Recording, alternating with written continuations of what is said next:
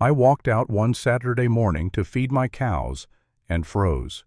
White tents shimmered in the sun, a string quartet played under my oak trees, and rows of champagne glasses glittered like diamonds.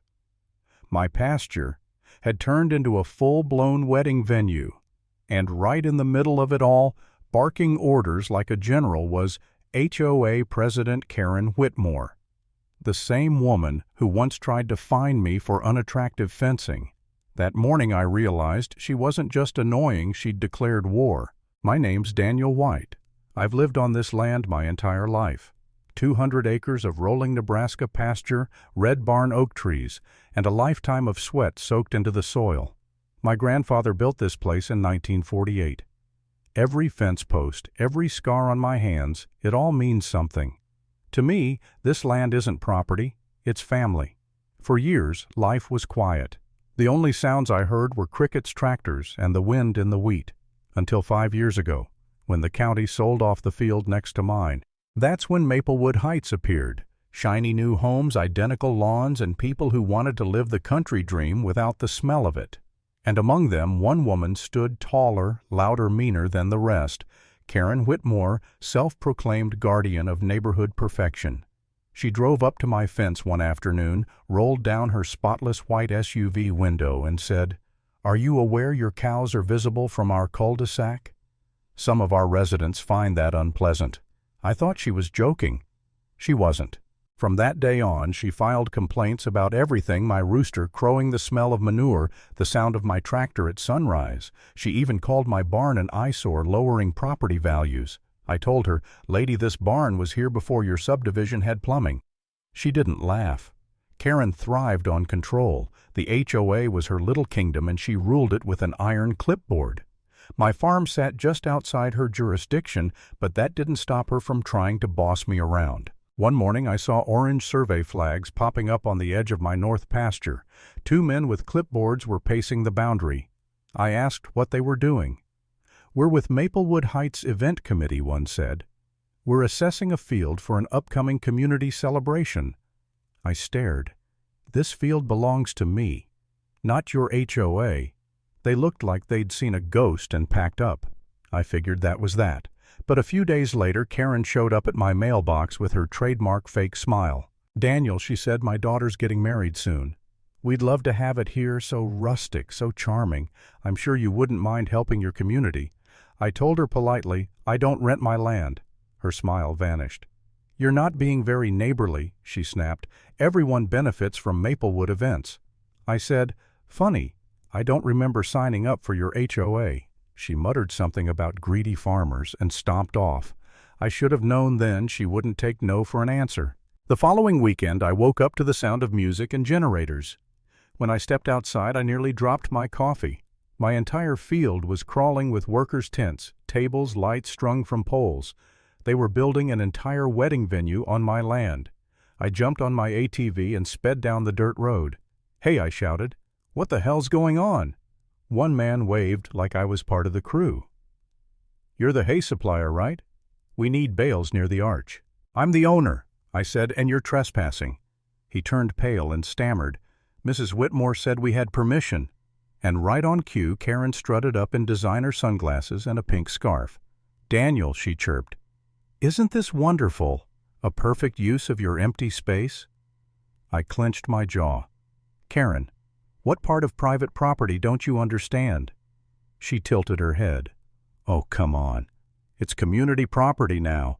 My daughter deserves a beautiful wedding." That was it. I didn't yell. I didn't argue. I just pulled out my phone and started recording. Her words, her tone, the workers trampling my grass, every bit of it. Because, deep down, I knew this wasn't ending with a polite conversation.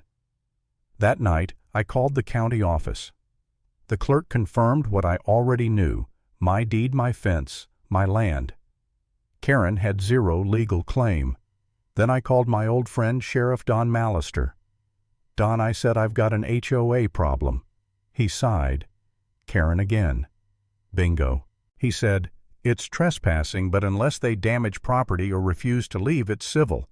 Just don't do anything stupid." I smiled. Define stupid. He groaned, "Daniel, and hung up. But by the time I stepped out on my porch watching those fairy lights twinkle across my stolen field, something had already clicked inside me. They thought the quiet farmer next door wouldn't fight back. They were wrong. That night under the moon, I walked to the barn. My old John Deere tractor waited there attached to the manure spreader. I ran my hand along the metal. Justice, I thought, comes in many forms, and sometimes it smells a little earthy. I spent the next hour filling the spreader with the freshest, richest manure the herd could offer. Before heading in, I whispered into my phone's camera, tomorrow the HOA learns what farm fresh revenge smells like. Morning came warm and bright. Cars lined the gravel road, limousines, pastel dresses, the whole Maplewood crowd. Karen paraded through the field barking orders, pretending I didn't exist. That was fine. Invisible men make the best revenge artists. I poured a cup of coffee, stood on the porch, and waited for the perfect moment. At 9, sharp violins filled the air. Guests clapped, cameras flashed. The bride walked down the aisle right across my trampled hay. They'd even taken down a section of my fence to improve the view. That was the final straw. My heart pounded so hard I could hear it. Enough was enough. I walked back to the barn, climbed onto the tractor, and turned the key. The engine rumbled like thunder. As I rolled toward the venue, the spreader rattled behind me full and ready. When I reached the edge of the field, I stopped. The sight was almost too perfect. White chairs, flowers, champagne towers, all waiting for a blessing. "All right," I muttered, "let's bless it." I pulled the lever. The machine roared to life. Thick, wet arcs of manure sprayed across the pristine scene, over the dance floor, over the flower arch, across every tablecloth and chair. The air filled with a rich, unmistakable perfume of poetic justice. I drove slow, deliberate circles, coating everything evenly. When I finished, I parked the tractor and hung a wooden sign beneath the "Welcome to the Whitmore" wedding banner. Private property, trespassers get fertilized. Then I sat on the porch and waited. An hour later, the first catering van arrived. 2 guys stepped out chatting casually until the smell hit. One gagged, the other yelled, "Nope!" and they peeled out in reverse. I nearly spit out my coffee laughing. Next came the florist truck, same reaction. And then, the main event. A convoy of shiny cars rolled up, Karen in front, her hat big enough to shade the county. She stepped out, took one breath, and screamed, "Oh my God!" The bride lifted her dress to avoid the mud, then screamed too. I raised a hand. "Morning, Karen." You animal," she shouted. "You ruined everything." "On the contrary," I said. "Everything looks very natural." "Do you have any idea how much this costs?" she screeched. I smiled. "Probably about 1 lawsuit less than you were expecting." She went red. "I'll have you arrested." "Funny," I said, walking to the fence. "Because according to the sheriff, this is my land. You're the trespasser."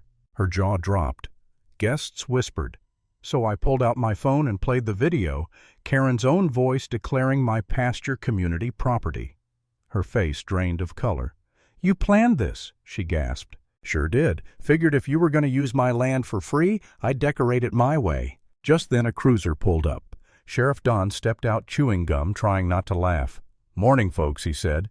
"Everything all right here?" Karen pointed at me, shaking. "He destroyed our wedding. Arrest him." Don raised an eyebrow. "For fertilizing his own field." "This isn't funny," she snapped. He sniffed the air and grimaced. "You're right, it's not. Smells like a civil dispute to me. Ma'am, you don't have any permission, permit, or lease. This whole event's trespassing." Karen froze, trembling, speechless. Guests started retreating to their cars. The bride sobbed. The groom swore, and I just stood there, coffee in hand, watching the kingdom crumble. Don turned to me. "You got video?" "Sure do." He watched 30 seconds, nodded. "Looks clear to me. Case closed." Karen's last words came out as a hiss. "This isn't over." I smiled. "Oh, I'm counting on that. Because when it is, I'm selling T-shirts." She stomped off one heel, snapping in the mud. The sound, pure music. By noon, the road was lined with cars fleeing like refugees from the smell. The air shimmered with heat and justice. A champagne bottle lay half buried in brown muck. Sheriff Don leaned on his cruiser, sipping coffee. "Smells like victory," he said. I laughed. Farm fresh. A few days later, the story exploded online. Someone filmed the whole thing, me on the tractor, Karen screaming, the sheriff chuckling. It went viral. Farmer teaches HOA president a lesson. the HOA held an emergency meeting. Karen was removed as president, fined for misuse of community funds, and publicly shamed in front of her neighbors. She tried to sue me, but her lawyer quit after watching the footage. A week later, I got a letter from the new board apologizing for the unfortunate incident. They even enclosed a check for damages. I pinned it in the barn right next to Karen's old complaint about unacceptable livestock odor. That was enough for me. No celebration, no victory speech, just quiet satisfaction. The field healed. Grass grew greener than before. Maybe manure really does make things thrive. In more ways than one. Sometimes justice doesn't wear a badge. Sometimes it rides a tractor at sunrise.